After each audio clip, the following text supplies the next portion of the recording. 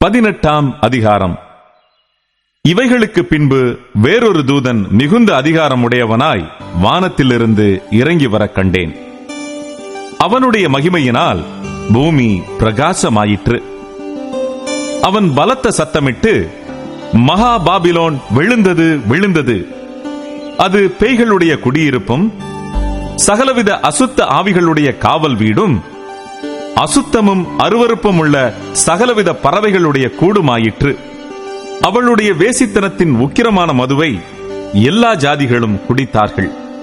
பூமியின் ராஜாக்கள் அவளோடே வேசித்தனம் பண்ணினார்கள். பூமியின் வர்த்தகர் அவளுடைய செல்வச் செருக்கின் மிகுதியினால் ஐஸ்வர்யவான்களானார்கள் என்று விளம்பினான். பின்பு வேறொரு சத்தம் வானத்திலிருந்து உண்டாக கேட்டேன். அது, என் ஜனங்களே, நீங்கள் அவளுடைய பாவங்களுக்கு உடன்படாமலும் அவளுக்கு நேரிடும் வாதைகளில் அகப்படாமலும் இருக்கும்படிக்கு அவளை விட்டு வெளியே வாருங்கள். அவளுடைய பாவம் வானபரியந்தம் எட்டினது. அவளுடைய அநியாயங்களை தேவன் நினைவு கூர்ந்தார். அவள் உங்களுக்கு பலனளித்தது போல நீங்களும் அவளுக்கு பலனளியுங்கள்.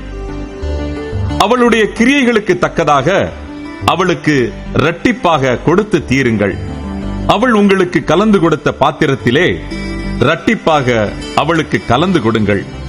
அவள் தன்னை மகிமைப்படுத்தி செல்வச் செருக்காய் வாழ்ந்ததெவ்வளவோ அவ்வளவாய் வாதையையும் துக்கத்தையும் அவளுக்கு கொடுங்கள். நான் ராஜஸ்திரீயாய் வீற்றிருக்கிறேன், நான் கைம்பெண் அல்ல, நான் துக்கத்தை காண்பதில்லை என்று அவள் தன் இருதயத்திலே எண்ணினாள். ஆகையால் அவளுக்கு வரும் வாதைகளாகிய சாவும் துக்கமும் பஞ்சமும் ஒரே நாளிலே வரும். அவள் அக்கினியினாலே சுட்டெரிக்கப்படுவாள். அவளுக்கு நியாய தீர்ப்பு கொடுக்கும் தேவனாகிய கர்த்தர் வல்லமை உள்ளவர்.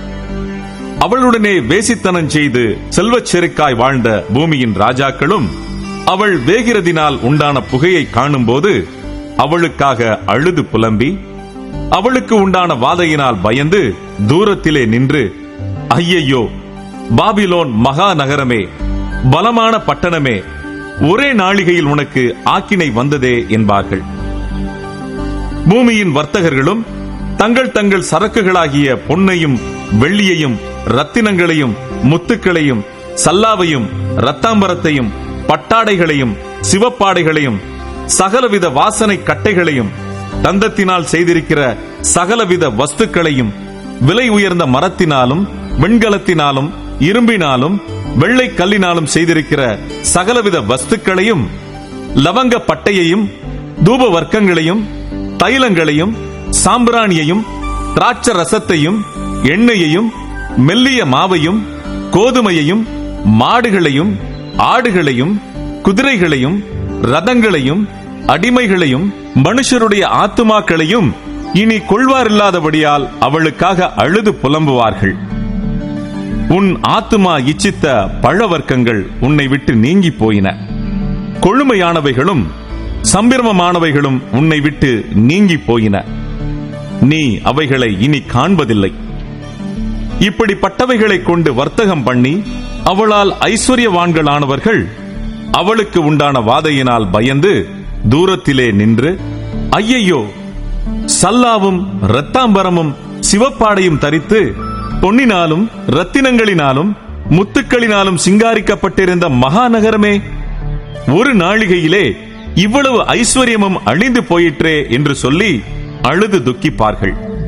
மாலுமிகள் யாவரும், கப்பல்களில் யாத்திரை பண்ணுகிறவர்கள் யாவரும், கப்பலாட்களும் சமுத்திரத்திலே தொழில் செய்கிற யாவரும் தூரத்திலே நின்று அவள் வேகிறதினால் உண்டான புகையை பார்த்து, இந்த மகா நகரத்திற்கு ஒப்பான நகரம் உண்டோ என்று சத்தமிட்டு தங்கள் தலைகள் மேல் புழுதியை போட்டுக்கொண்டு, ஐயையோ, மகா நகரமே, சமுத்திரத்திலே கப்பல்களை உடைய அனைவரும் இவளுடைய உச்சிதமான சம்பூரணத்தினால் ஐஸ்வர்யவான்களானார்களே, ஒரு நாளிகையிலே இவள் பாழாய் போனாளே என்று அழுது துக்கித்து ஓலமிடுவார்கள். பரலோகமே, பரிசுத்தவான்களாகிய அப்போஸ்தலர்களே, தீர்க்கதரிசிகளே, அவளை குறித்து களி கூறுங்கள். உங்கள் நிமித்தம் தேவன் அவளை நியாயம் தீர்த்தாரே என்று தூதன் சொன்னான்.